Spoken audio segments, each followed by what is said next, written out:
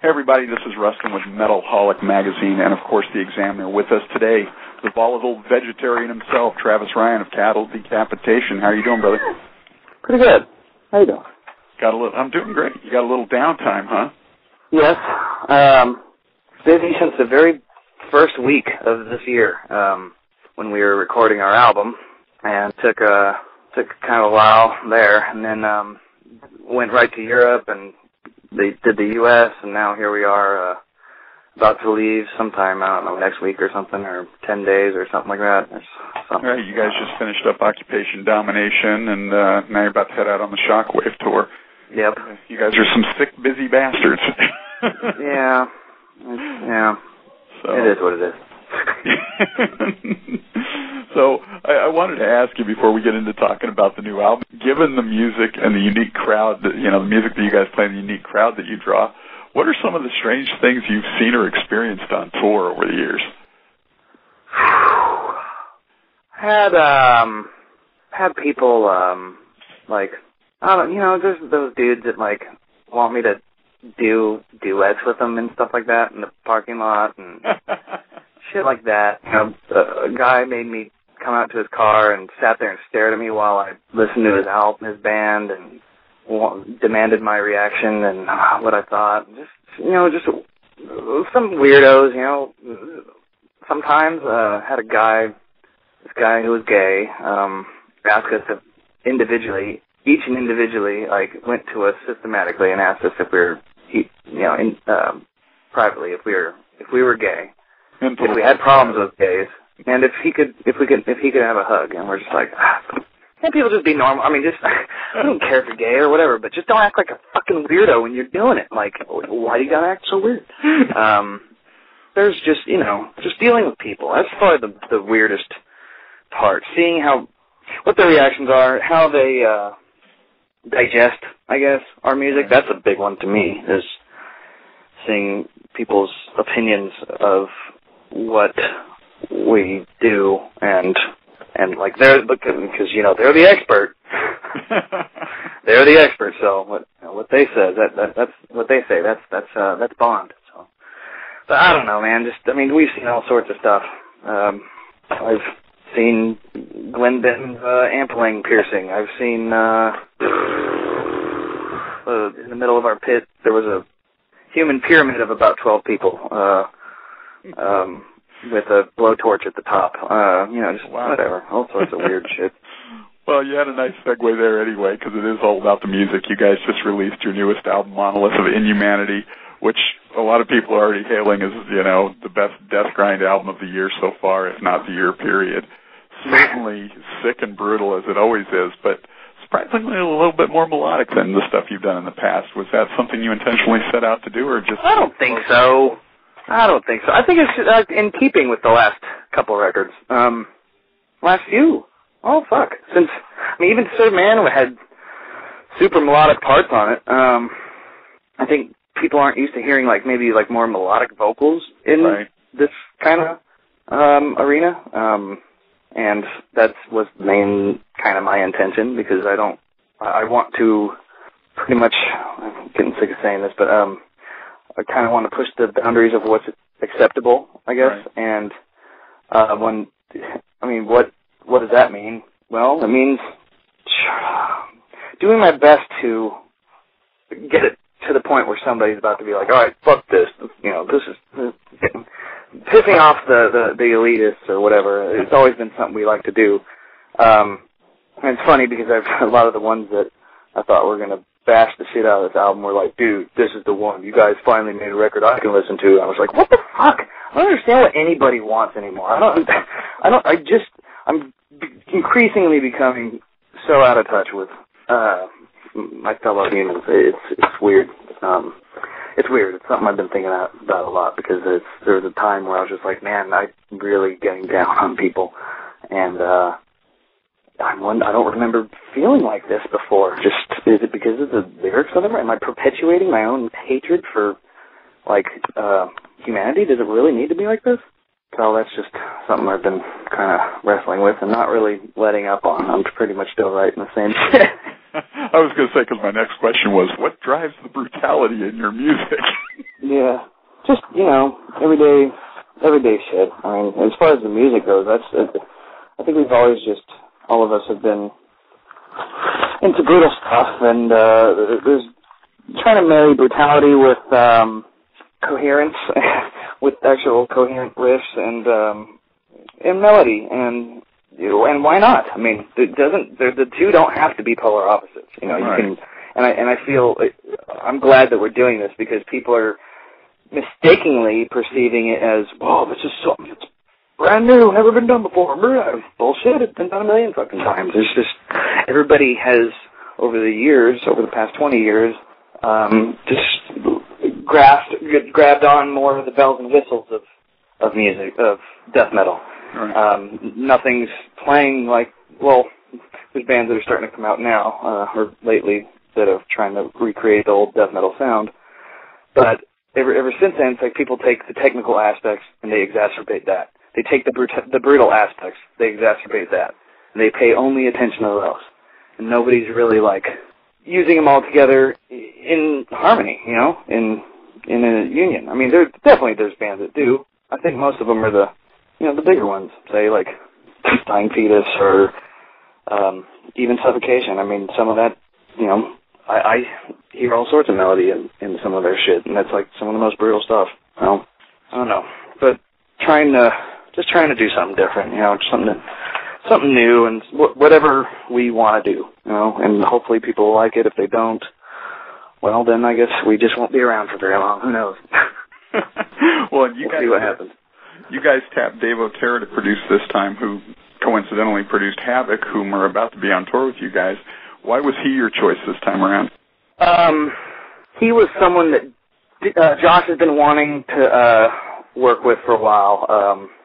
It was just Josh just kept mentioning, oh, this guy Dave Otero, man, I don't know, I really like some of his stuff. We should maybe, if we feel like trying something new, maybe give him a shot or something. And I'm one of those, if it's not broke, don't try to fix it kind of guys, So I was just like, I don't know, man, I really like what we got out of the Harvest Floor, and but at the end of the day, it was like, well, shit, dude. If the music is reaching that far out on a limb, and we're doing something, of everything sounding so, different and new, let's switch it up. Why not? Because we have a really good relationship with Billy Anderson, and I'd mentioned him because he did the Harvest Floor and Karma, Bloody Karma.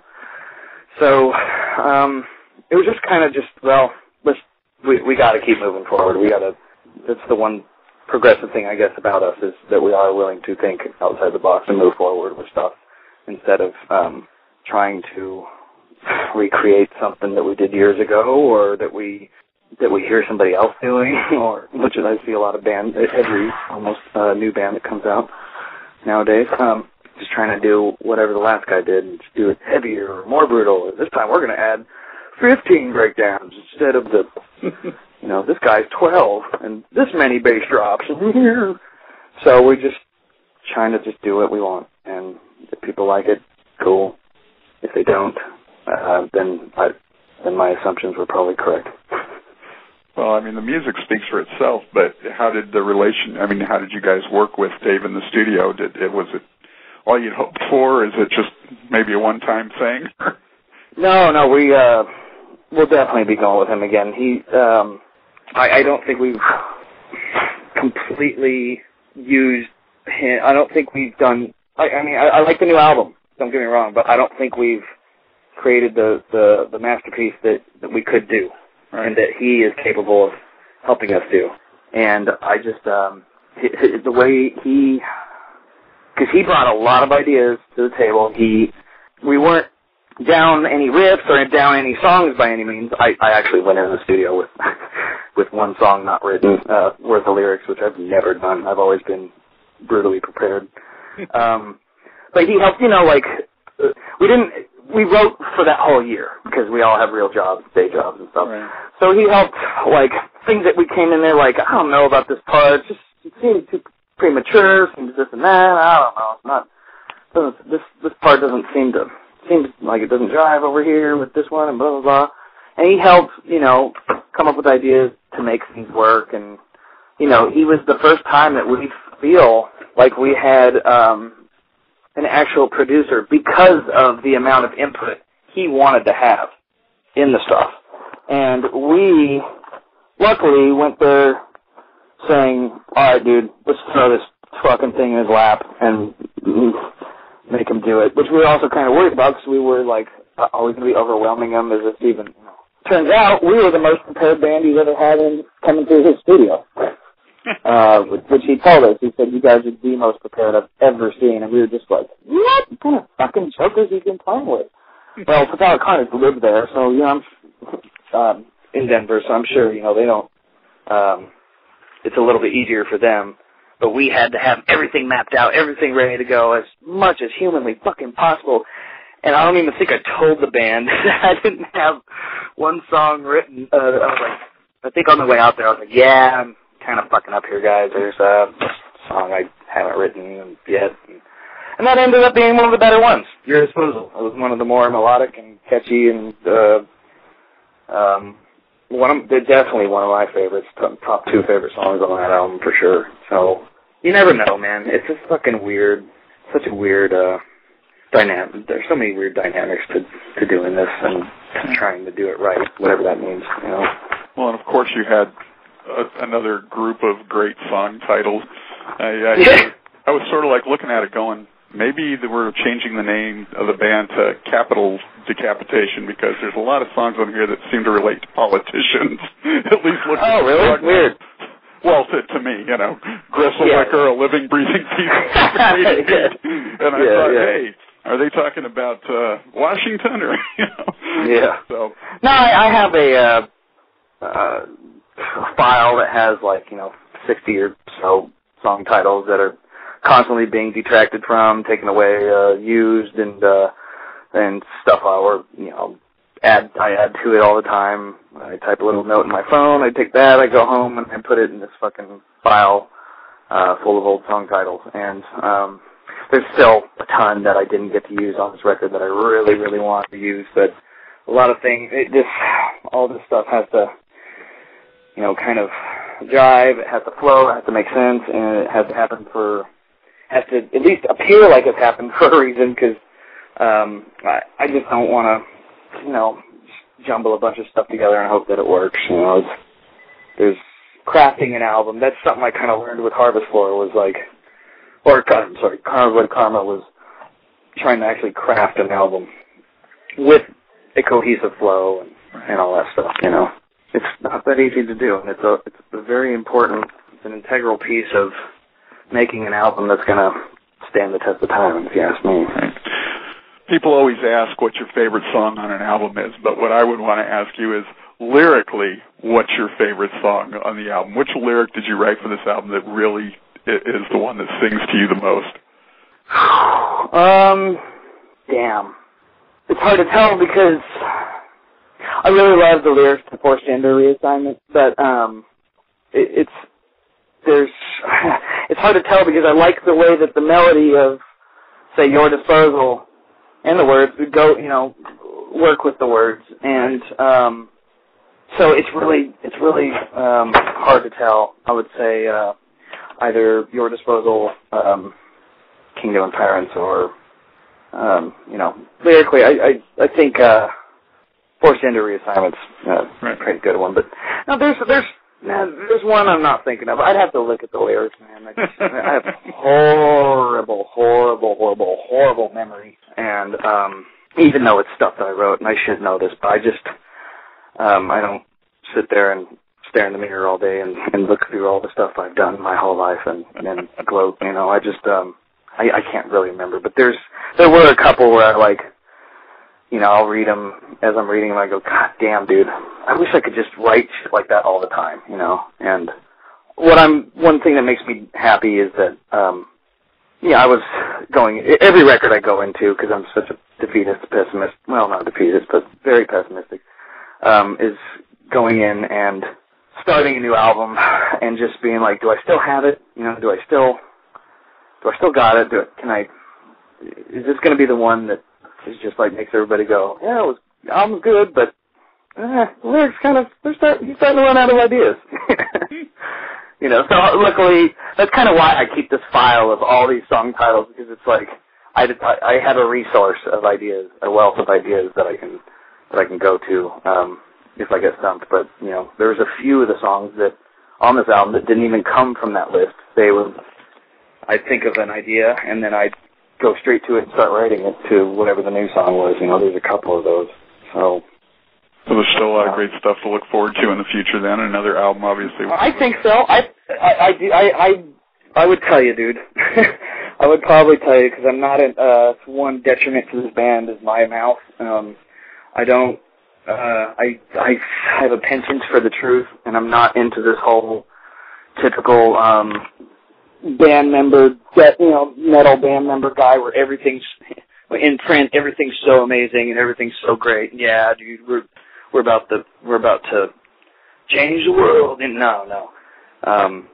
Those people are pathetic. I mean, you'll see 2 weeks later, it's like, it's funny, because they broke up now, and here's this guy complaining about this dude, when just 2 weeks ago I could have sworn I read an interview where everything was peachy keen and, life rules. No, it's not like that. Bands, being in a band is a pain in the ass. You know it. Shut the fuck up, dude. 10 years later, their favorite album turns out to be the one they never really liked, right? Exactly. Exactly. So, now, how much of the new record are you guys actually playing on the tour? A bunch. In fact, I don't practice with them. Not like for any reason. I just, I call it voice preservation, but, we actually, from what they tell me, they've been practicing the album in its entirety, which is pretty cool. I didn't expect that. So they've been practicing it like that because we know all the rest of the songs, like the back of our hand, because we've been playing them so long. As far as the old favorites or the standards that we have to keep in the set because people like them or whatever, older material. So, but this last tour we just did, which I think that's going to be a little similar. I think they might have switched out a couple songs or something. We've been doing 8 or so, I think, new songs. Wow. So, that's incredible. we've been trying to keep it heavy on the new song tip because we like that stuff more, and that's usually the way it is. Yeah. I mean, unfortunately for the general public, we do what we like, and your cries for what songs you want to hear go unbounded. I'm sorry. Well, and you just being honest. You referred to Kingdom of Tyrants a minute ago. You guys sort of made a short mini movie with that in Monolith. Tell us a little bit about that. One of the absolute most amazing things I've personally ever been a part of, I think. We got a hold of the director, Mitch Massey, through our friend's band, who is very different, drastically different style of music than us, but we've just been friends for years. And I saw the video, and I was just like, dude, what the fuck? Where'd you get this guy? Let me guess, you got it for free. And he's like, it wasn't free, but it was cheap, because these guys are the networking fucking kings. Specifically Justin Pearson, he's in the Locust and this band called Retox. Mm-hmm. He runs 31G Records, who put out our first couple records. So right off the bat, I knew the dude had value. And I go and talk to him, and we just made it work, financially. And the dude fucking rules. I mean, he lives in Indiana, and the whole thing was shot in Indiana without us. So it was the first 5 seconds of watching it, a big wave of relief came over me because I don't really know this guy. We could have that whole time that we were talking on the phone, going over things, we could have totally have been on 2 separate pages, thinking everything was fine, because that happens, man. When I'm commissioning art pieces for merch or whatever, you'll think you guys are on the same page, and then they deliver the final product, and you're like, what the? No, this isn't anything like I was talking about, but, whatever. So when I was watching the videos, the first 5 seconds of it, I was just like, oh, thank God. I can just tell just from the opening couple scenes, just the first few frames, that this was going to be something to be, a force to be reckoned with, and we were right. And we're going with him for the next video. Tentatively, we're going to shoot a video sometime, I think, in late August or early September or something like that. But to finish up that, the guy's amazing. we shot our part out here with our friend Tyson Montruccio, who did our Body Farm video, and had to do everything really quick before we went to Europe or something like that. Just sent it off to the dude. We had a video. We had it fully edited like 3 days later or something stupid like that. I mean, it was just amazing. And then, it was before we went to that U.S. tour. And then the video came out while we were on the tour, and it was just like, dude, I mean, so many things. Everything went in order this time. We've never been able to have a video coincide with the album release and do everything right. So this time it was just like, did a lot of fucking legwork to make it happen, but just to, this time we really got everything in order and for a proper release. And, something it took 10 years, but we managed to pull it off. Now, you've probably been asked this about 20 times or so today alone, but how did it work out working with Max on the new Soulfly album? Good. I got a call.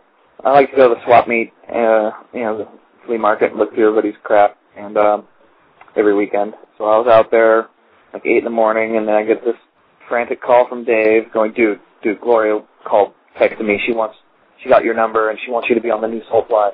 I was like, what? Yeah, I guess Max really wants you to do some guest vocals. And I was like, okay. And Dave's like he is huge Max Cavalera, anything, fan boy. So he was freaking out, and I was just like, Brad, this could be really good. All right, cool. And then, she called me, and we talked about it, and everything sounded great. And I got the track, and I was just blown away. I was just like, whoa, it's fucking almost death metal. I mean, it was very, very close to being death metal. It was just cool to hear him doing something that sounded more akin to, like, the stuff that I grew up listening to him. The Sepultura, Beneath the Remains, and Arise, And so that was really cool, and I was just like, awesome, I can do this, cool. And then I got on the phone with the producer, and he was just like, yeah, they told you that you have to write your own parts, right? And I said, what? He said, yeah, you got to write your own lyrics. And I was just like, oh, fuck. Because here I am in the middle of writing the Cattle Decapitation record, the Motor Construct record with my other band, writing the lyrics for them. I was inundated with lyrics. I mean, I've never been so active with lyric writing or being, actually, almost want to say I've never been so creatively active as I was last year during our downtime doing nothing. But that's kind of the case. I did all sorts of shit last year.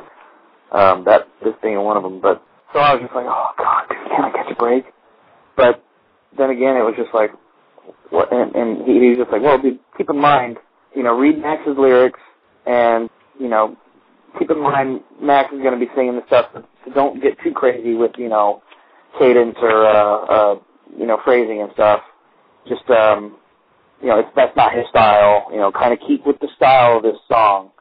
So that helped make things a lot easier because, for one thing, the content of the lyrics was already right up my alley. I mean, the song's called World Scum, so it was like, okay, this is so basically it's going to be all Cattle Decapitation's career, lyrically in a nutshell or whatever. So it was that part made it a lot easier. It was like, oh, a subject I can easily, bring whatever. Yeah. Yeah. And so that helped. That helped a lot because I really got nervous when I heard, oh, you're going to have to come up with something creative for this. I was just like, oh shit. Okay. Well, damn. I really want to do it, so I'm going to have to do it. And then I realized, oh, this isn't so bad. It's familiar territory. So. Awesome. Travis, thanks so much for taking the time. As we run out of here real quick, tell us something unusual about you that people probably don't know. Oh. Well, people know I like Britney Spears, so that's not going to work. Shit. I really do, by the way. Or at least her production crew. Well, I played drums for 11 years in bands. in a death metal band and in a funk band. I was in a band with a couple of guys from Disgorge, and they kicked me out because I was a pain in the ass, because I was a hyperactive, attention deficit disorder riddled kid with that really wanted to be out front singing. So there's one. They went on. They couldn't find anybody to replace me, so they went on to join Discord. That's kind of an interesting fact. Awesome. And I don't know. There's not much. I unfortunately lay too much out on the table. Next time we talk, we got to talk about your record collection and mine, because I know you've got a shit ton of stuff, and it's not all about metal. So exactly. Take care, brother. Thanks, man. You too. Bye.